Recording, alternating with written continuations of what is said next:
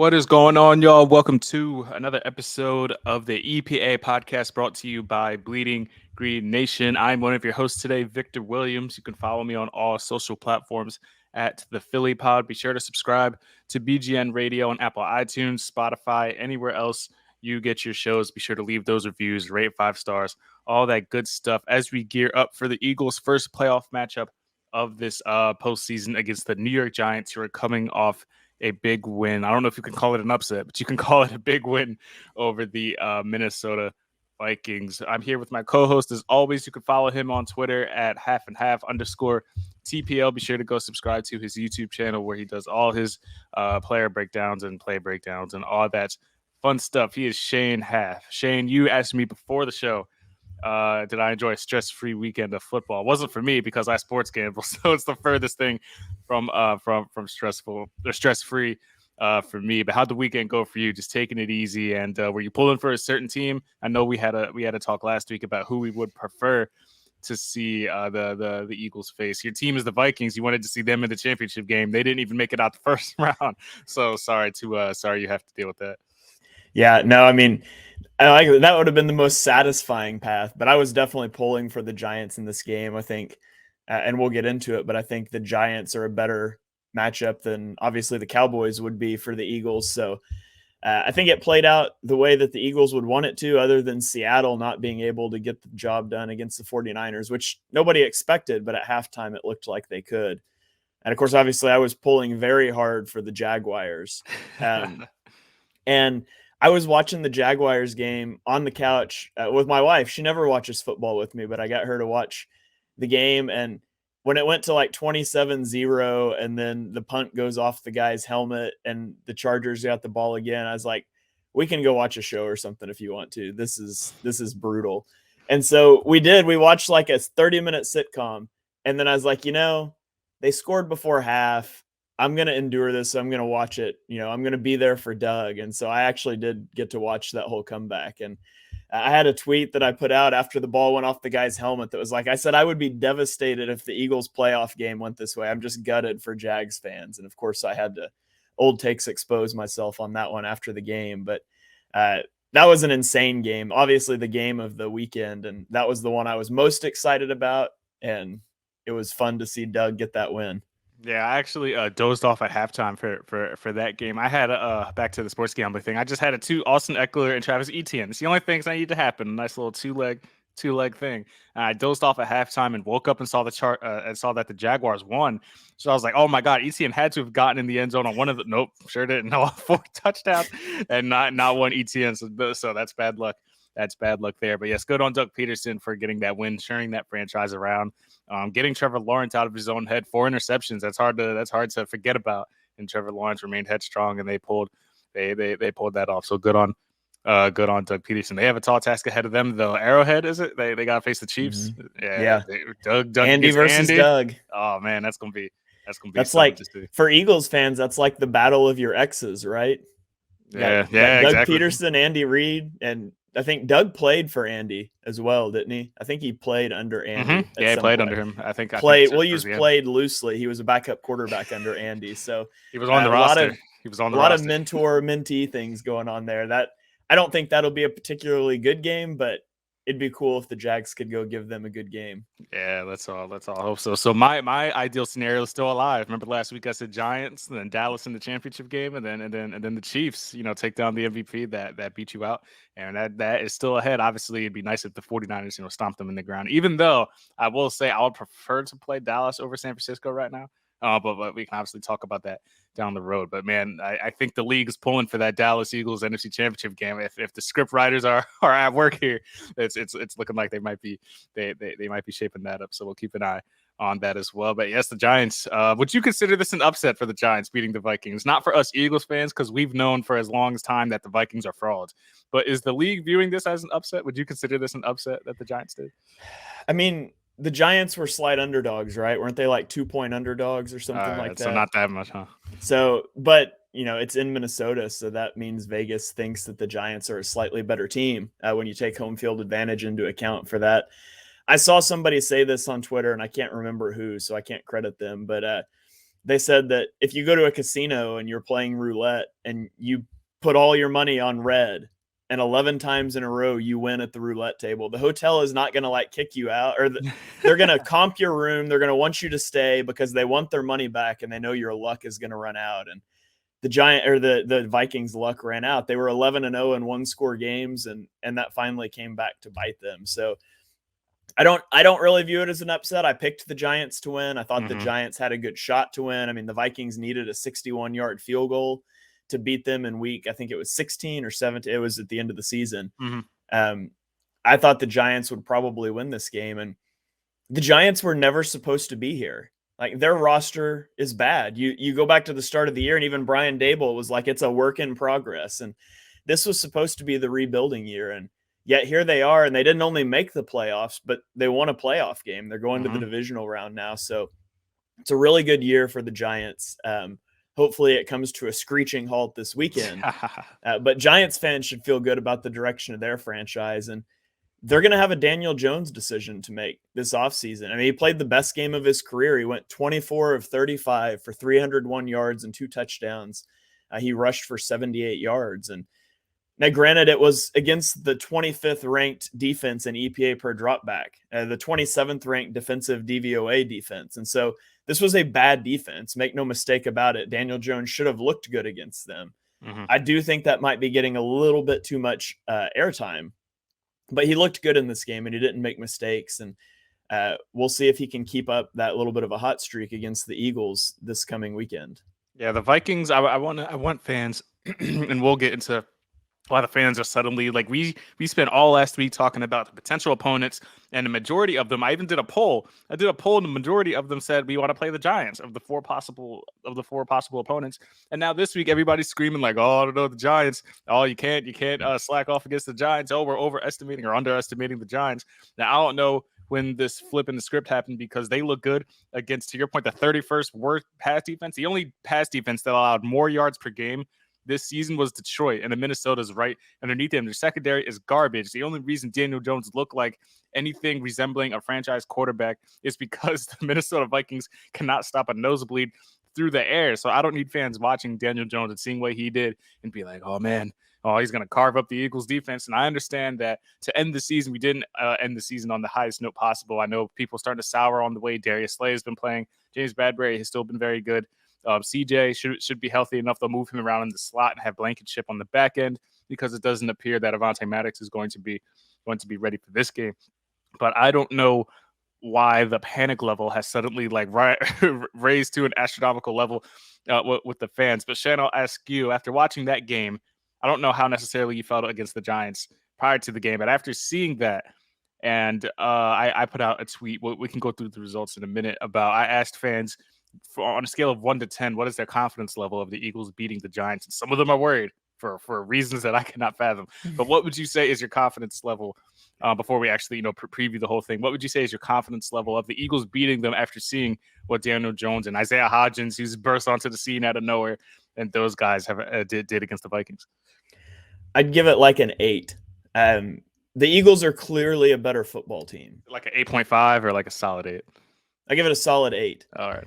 They're the better football team in every regard. If you go through position by position, the only position group that I think you give the Vikings, that you give the Giants the edge at, is at running back. You'd rather have Saquon Barkley than Miles Sanders. I mean, that's fine. You look at coaching. The Eagles' defensive coaching is better. Now, I think you could make an argument that Brian Daboll's a better play caller than Shane Steichen.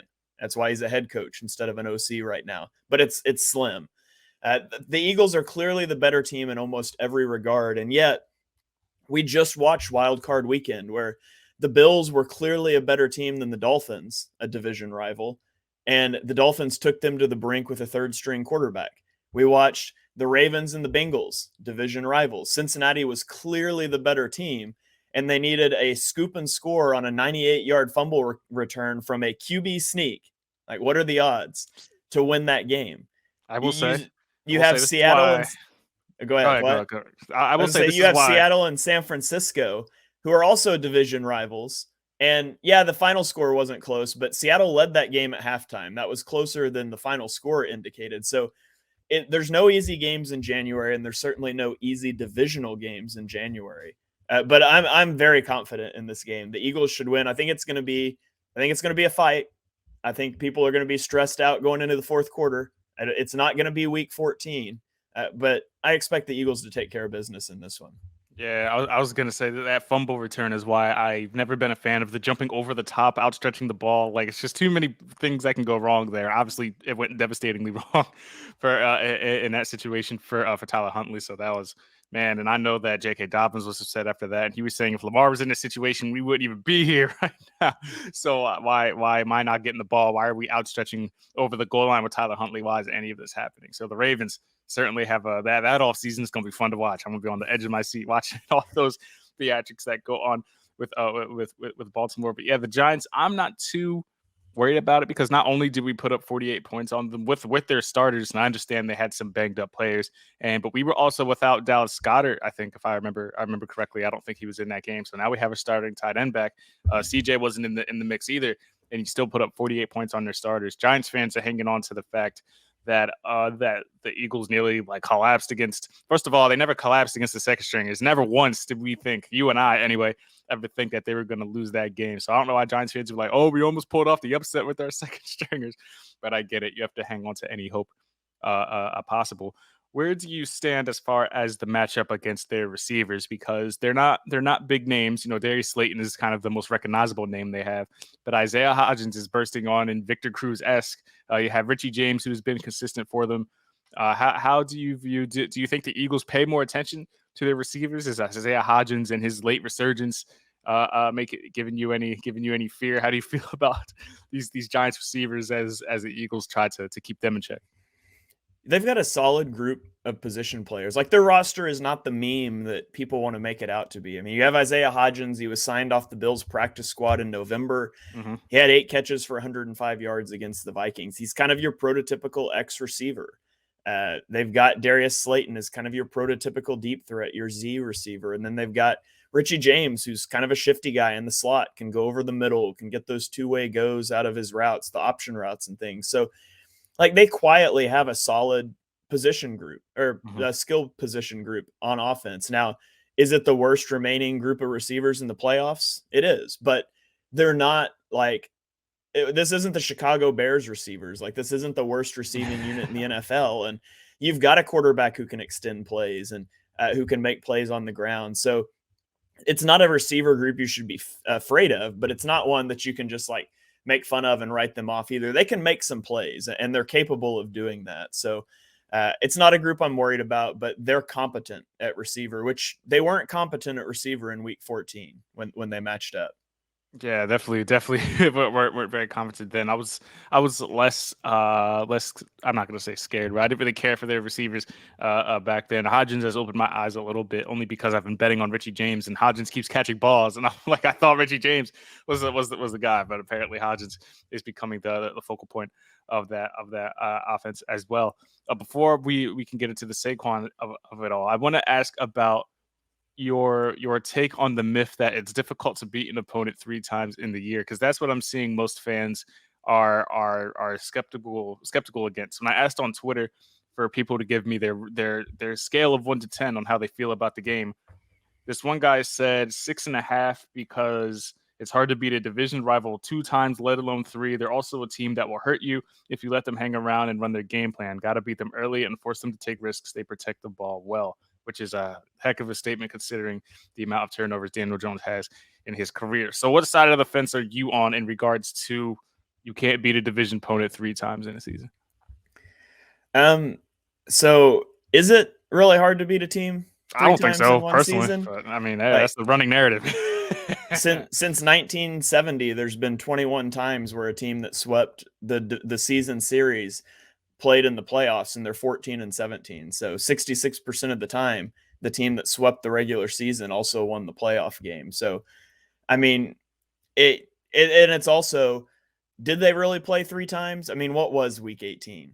Mm-hmm. They played twice, but that was a preseason game. That's what that was a preseason. It was backups against a vanilla scheme. It doesn't really mean anything. And so I don't think that's necessarily the thing, but you are playing a division rival who knows everything you want to do. You know everything that they want to do, and division games can get weird. So it's got less to do with beating them 3 times and more to do with just playing a division opponent. If they split 1-1, I would still feel the same about this game going into it, just because it's the familiarity. That's where weird things happen. I think it has a lot less to do with beating them 3 times, more to do with just facing a team 3 times. Yeah, people keep saying that, oh, the Giants know us well, but the Eagles know them too. It's not a one-sided. It's not a one-sided thing. The Eagles know them fairly well, and this is why I didn't really care. You as well, when we talked about it, is why we didn't really care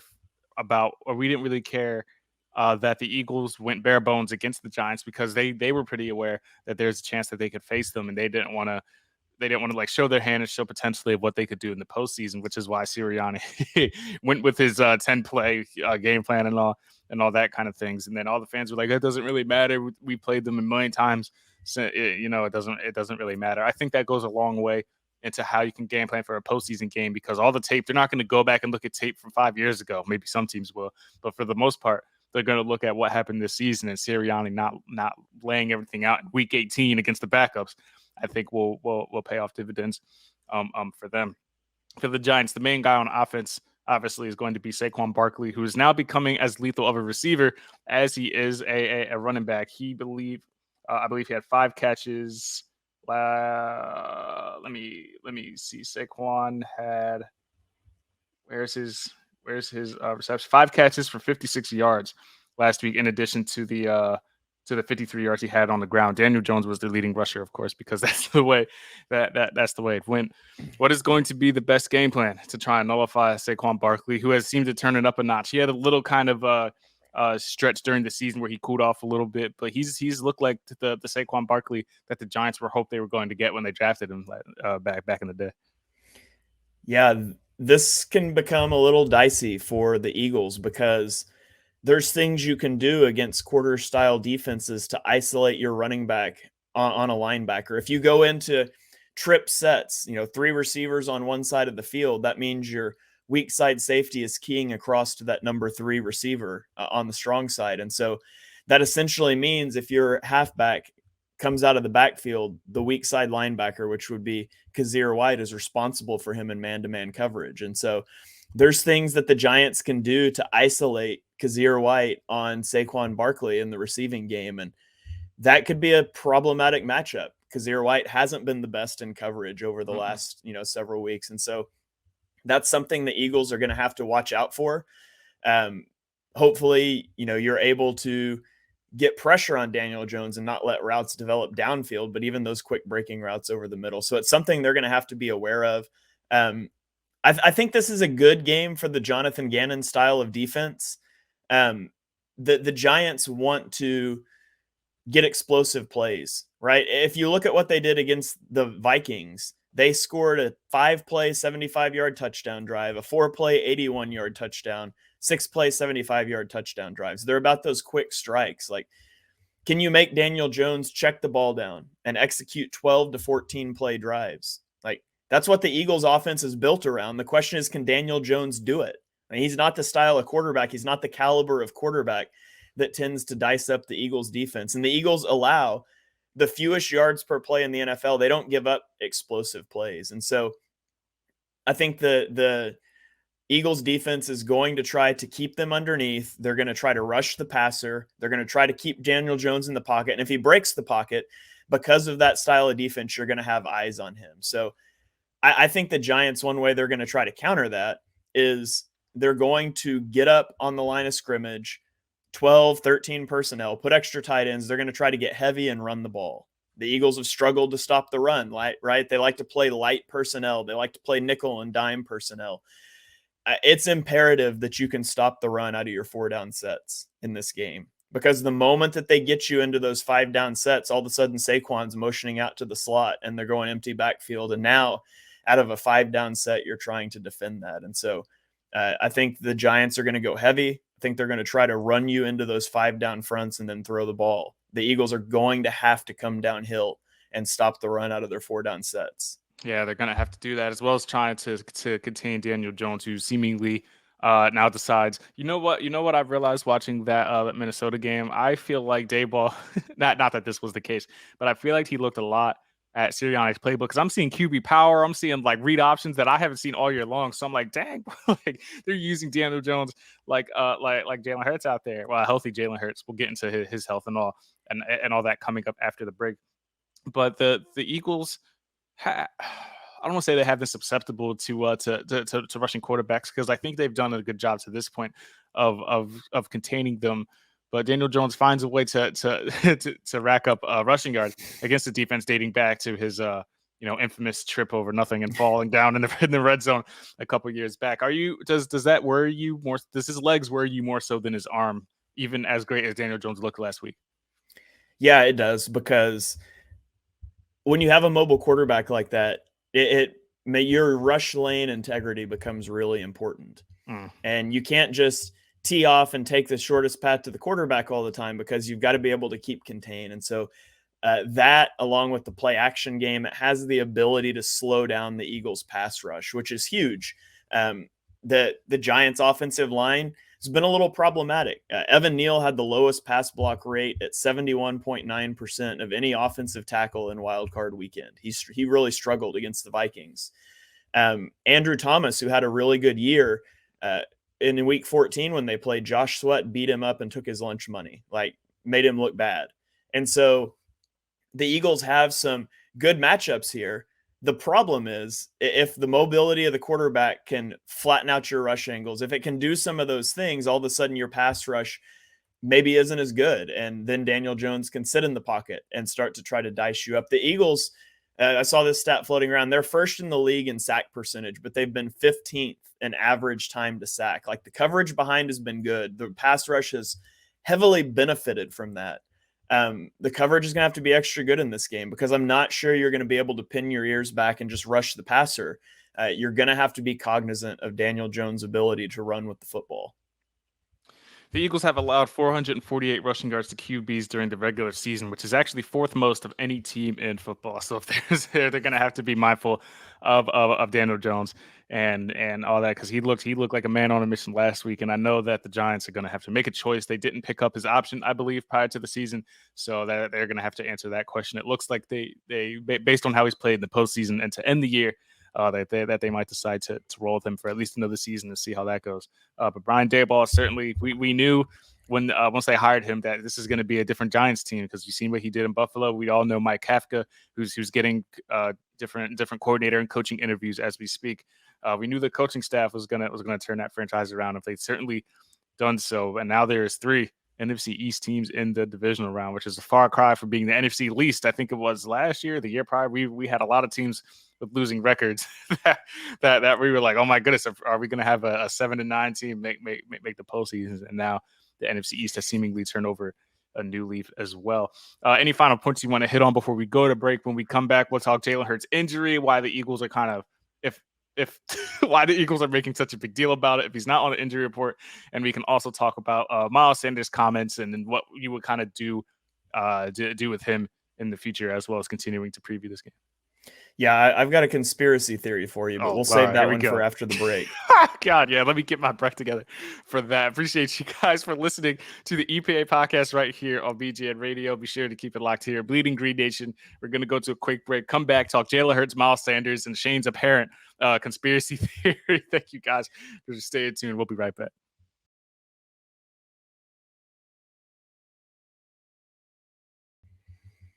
And we are back here from the break on the EPA podcast. I hope you guys had a chance during the break to go grab your tinfoil hats if you want to go ahead and put those on. I've got a conspiracy theory that I want to float by you, Victor, and by you listeners. I put this out on Twitter earlier today. I don't know if you saw it, but Victor, do you remember during the Doug Peterson era, the injury designation that every player got? Every player that got hurt, what were they listed as? Every player that got hurt they got rid of the probable, right? So they don't have that anymore. Yeah. So, so Doug would always say guys were day to day. Right? Oh You yeah, remember that? That's Like Eagles fans would groan because it was like a guy is listed as day to day, and we're like, well, we'll see him in a month and a half, right? Dude, Jordan Howard was day to day for like 7 weeks. Yeah. I was like, this is month to month, dude. Like, they're like shoulder stinger day to day, and people were looking it up and like, Stinger, you practice in like 2 days, and he misses 7 weeks. So, and it wasn't just a Doug thing. Last year, this year, Nick Sirianni does not talk about injuries. The Eagles are notoriously tight-lipped about injuries. Why are the Eagles being so forthcoming about Jalen Hurts' injury? Like, you got Jalen Hurts this week saying, I'm glad we had a bye week.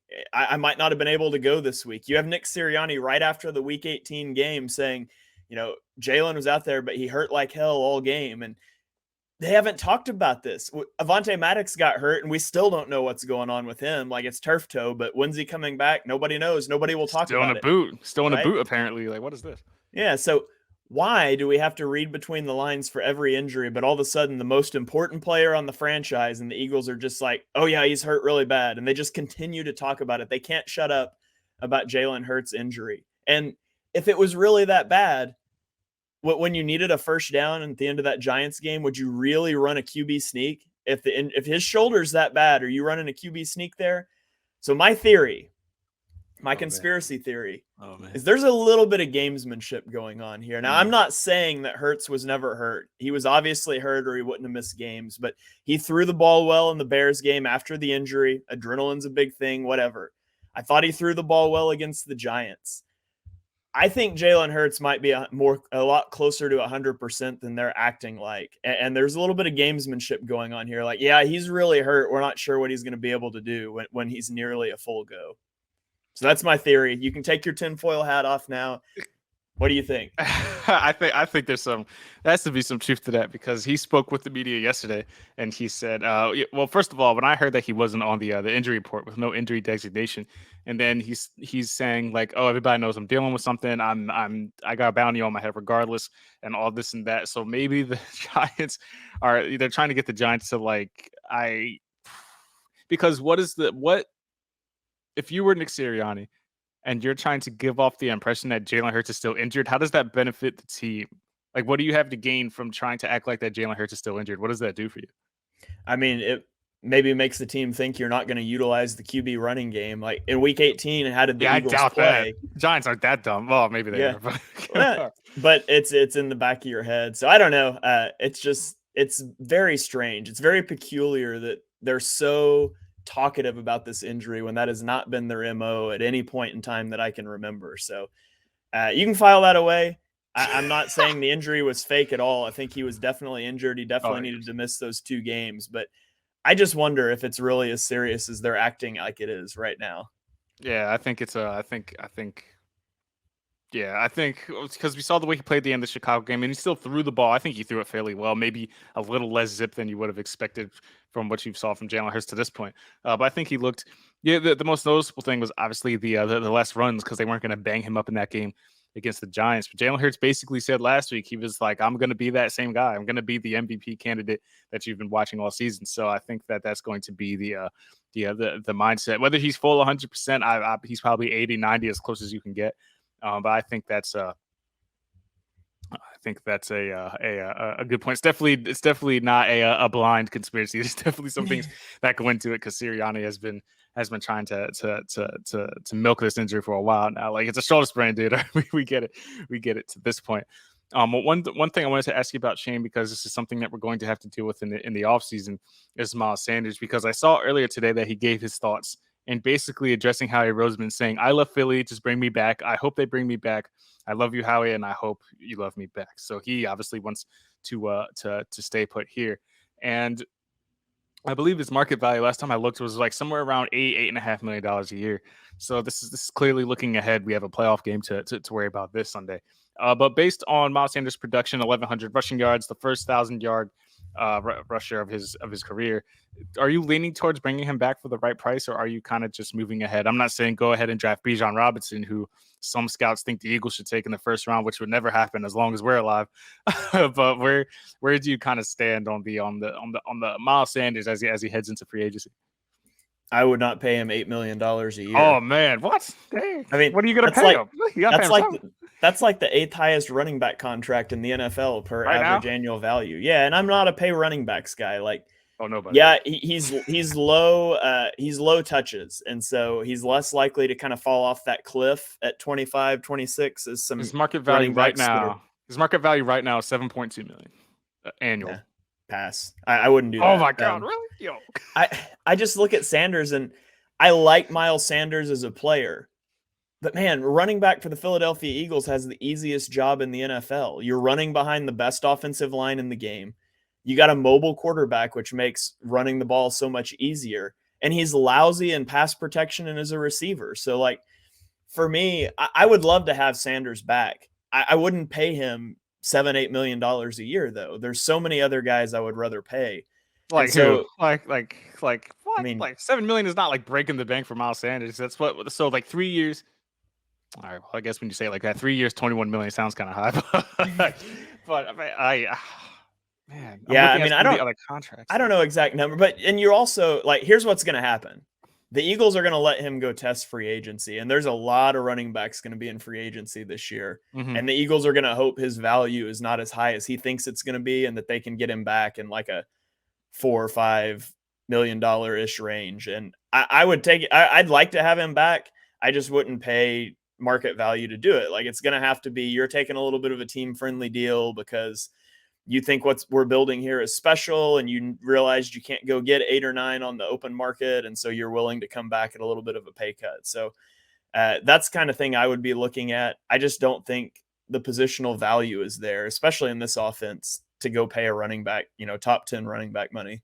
Yeah, I'm looking at the list of free agents now. Is Saquon a free agent after this? Did he not get paid?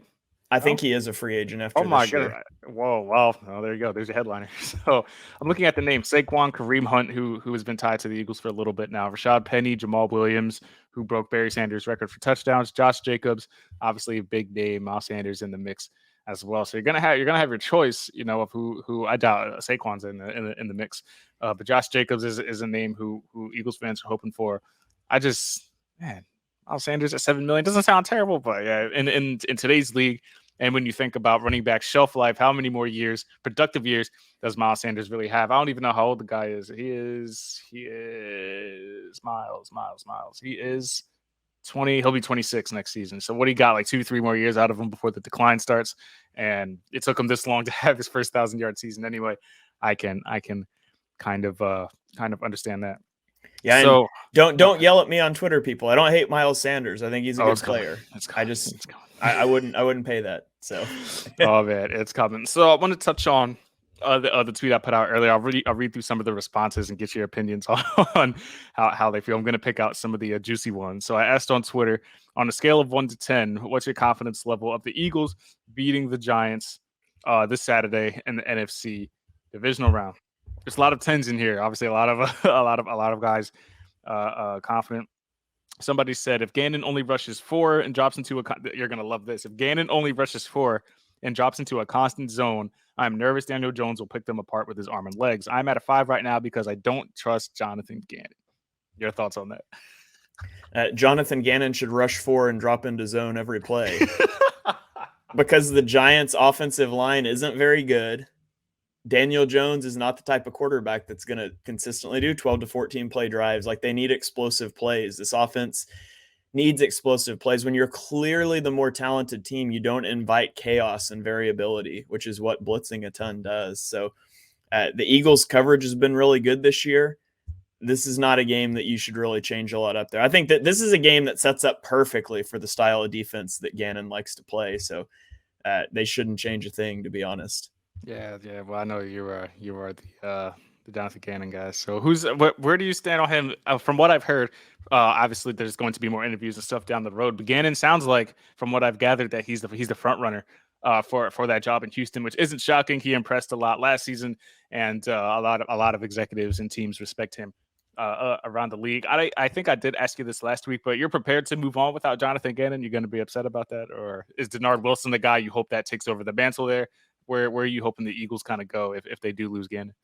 I mean, I would love for Fangio to be the guy. I know he's getting DC interviews right now. And a lot of Eagles fans throw Fangio's name out without realizing he runs basically the same style of defense. But I do think the Texans are insane if they hire Jonathan Gannon. Like, when you're going to go draft a quarterback to develop, I think it's insane to bring in a defensive coordinator as your head coach. But that's a tangent for a different day. I just generally wouldn't be hiring defensive coordinators as head coaches. But yeah, I think the defense, I think it'll be rough losing Gannon, and Wilson maybe becomes your guy. I think the Eagles would like to promote from within. Fangio's a name to keep an eye on as well. Mm-hmm. All right. So go back to the skills. One guy said 10. No disrespect to the Giants, but the Eagles are a far better team from a personnel and performance standpoint. The Giants will be a problem for years to come. Just don't see it happening this Saturday. Agree with that? Yeah. By and large. Nice. Other than, crazy things happen in January. Yeah. I do think so. A lot of people talk about the week 14 matchup. Say we blew them out in week 14. Because we did. When we did. The Giants have gotten a lot healthier since week 14. Yeah, they didn't have Adoree Jackson, Xavier McKinney, or Leonard Williams in week 14. Those are three big pieces of their defense, and they're all back now. And since that matchup, they've also changed up their defense. Like Wink Martindale has been throwing some curveballs with his defense. Weeks 1 through 14, he ranked second in the NFL in man coverage rate and first in blitz rate. Week 15 through 17, it was 13th in man coverage, 5th in blitz rate. Against the Vikings, they only blitzed on like 7 snaps, and they played a lot of zone coverage. They did a lot of bracketing on Justin Jefferson, who torched them in the first game.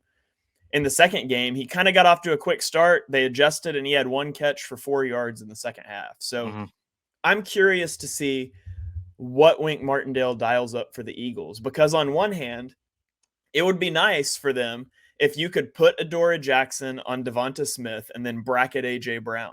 That's your best chance to sort of live with your coverage, but then you're not blitzing. And if you want to sit back and play zone, their linebackers are atrocious. Dallas Goedert should have a huge game. Like T.J. Hawkinson had 10 for 129 yards against their zone coverage. So it's just not in his nature, though. I think he wants to blitz. And the Eagles offense has struggled against aggressive blitzing, cover 1, cover 0 blitzing. It's taken them from a top offense to kind of an average offense at times. So, and I think there's an element of we want to go hit Hurts and make them worry about that and see how healthy he is and if he'll take hits. So I'm curious to see the defensive approach.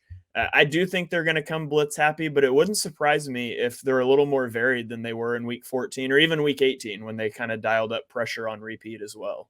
Yeah, I wanted to touch on Dallas Goedert because he wasn't available in the first matchup when all the starters are playing, and now he'll be here for this game. And the linebackers are dreadful for the Giants, from what I remember. The linebackers, not very much to write home about there. Now, Dallas Goedert, I want to get your thoughts on the potential damage he can do, and his prop right now for receiving yards is set at 47.5. Do you think that would be for the sports bettors out there? Do you think that would be a good prop to bet on? Yeah, I do. It should be.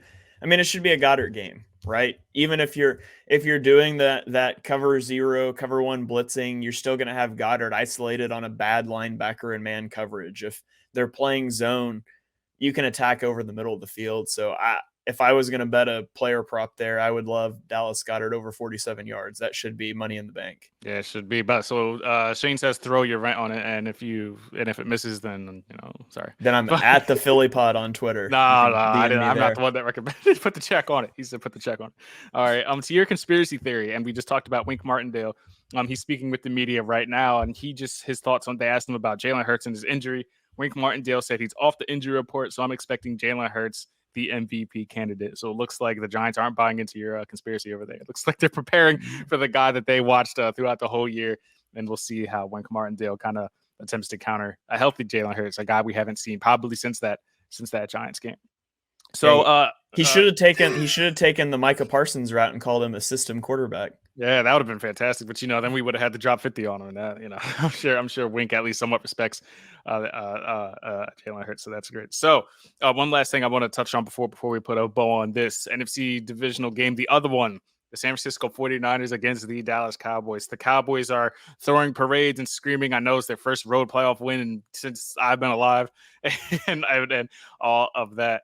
And they're celebrating beating down essentially a team that didn't deserve to be in the playoffs, an 8-9 team, a team that is just in turmoil, don't know what's going on.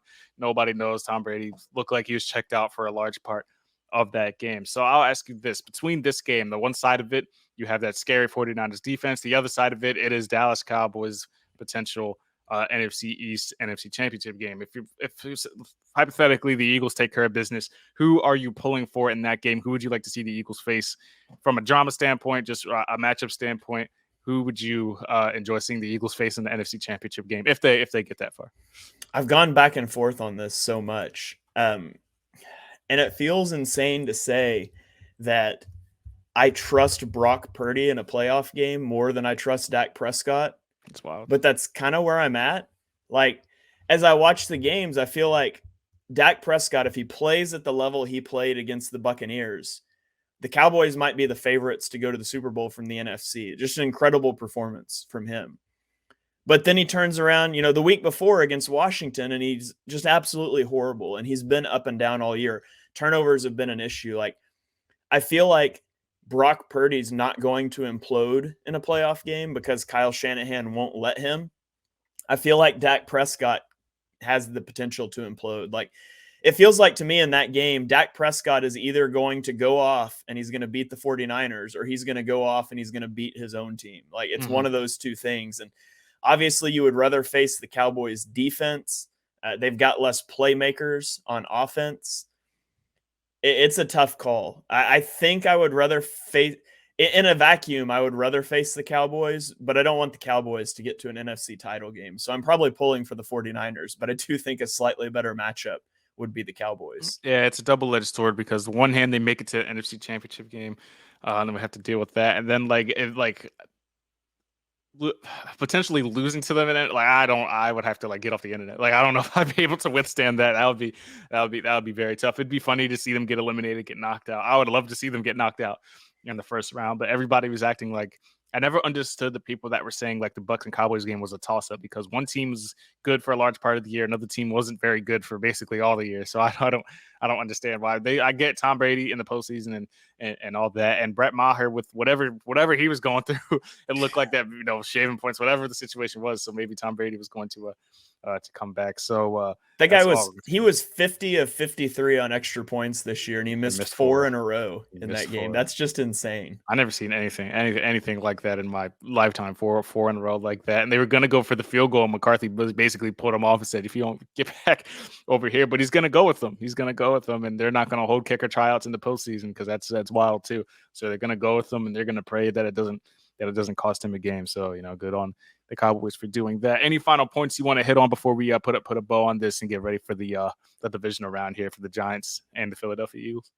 Yeah, and another bad matchup out of this game for the Eagles. And there's a few of those, right? What they do schematically on defense, the blitzing, that's been a struggle for the Eagles. What they do on offense, they want to go heavy personnel and run the ball. That's given the Eagles problems. Mobile quarterbacks have given the Eagles problems. And we talked about some of those. Another bad matchup is Dexter Lawrence with Jason Kelce. Jason Kelce is a great center, athletic mover in space, but he's undersized and he's always struggled with big nose tackles. And Dexter Lawrence lines up almost every play head up on the center, and he's going to do that to Jason Kelce. And this season, if you watch the Vikings game, he had 8 pressures from the nose tackle position rushing against Garrett Bradbury, who's an undersized center for the Vikings. Now, he's not as good as Jason Kelce, but he put him on skates all game. This season, Dexter Lawrence has 29 pressures from the nose tackle position, which leads the NFL. Second place only has 8. So he's over triple, almost 4 times as many pressures from nose tackle. Now, he almost exclusively plays there, but that's going to be something to watch, especially they're not going to be able to slide protection a lot. When you got a guy on your center, you just got to block him. And so you're not going to be able to slide protection as much. Lane Johnson playing right tackle, he's expected to play. How good is he going to be? Will he be able to play? I don't know. They're not taking live reps with him in practice. He could go out on the field the first play of the game and be like, I can't do this. And all of a sudden you got Jack Driscoll back out there and you can't slide to protect him. So it's a contingency you have to plan for. The health things are really interesting to watch. The first drive of the game has the potential to make you feel really good. If you get Jalen Hurts run, so they know that they're fine designing runs for him. If Lane looks fine, all of a sudden you feel a lot better about this game. But there's some unknowns there, and there's some bad matchups. The Eagles should handle business. If I told you in September that the road to the Super Bowl was a home game against Daniel Jones and then a potential home game against Brock Purdy, you would have been really pumped up about that. But it is the playoffs, and so everything's magnified. I expect it to be a good game. I expect it to be a game that stresses us out into the fourth quarter, but ultimately I expect the Eagles to walk out with a win. Yeah, I think that's the general consensus to this point. But yeah, if you would have asked us back in September, like we're gonna face Daniel Jones, we're gonna get the first round bye, you're gonna face Daniel Jones in the divisional round, and you avoid the 49ers potentially until the NFC Championship game, I think everybody would sign up for that. So we're going to pull for the Eagles, obviously, to take care of business against the Giants. See if it's going to be that rivalry NFC Championship game, or if it's going to be Brock Purdy and that San Francisco defense. Appreciate all of you for tuning into this edition of the EPA Podcast. That's Eagles player analysis here on BGN Radio. Be sure to subscribe on wherever you listen to your podcast. You can follow me on all social platforms at the Philly Pod. Be sure to keep it locked on Bleeding Green Nation for all the shows that they have going on here. Shane, where can the people find you? What do you have coming on the pipeline for the week leading up to the Eagles' first game of the postseason?